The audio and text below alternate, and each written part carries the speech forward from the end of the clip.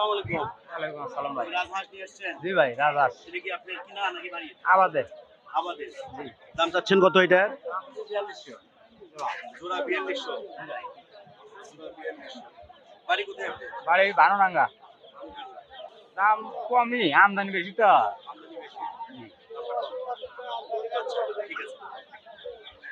বন্ধুরা, আমরা এখন দেখি চীনা হাঁস, রাজহাঁস। ভাই আসসালামু আলাইকুম।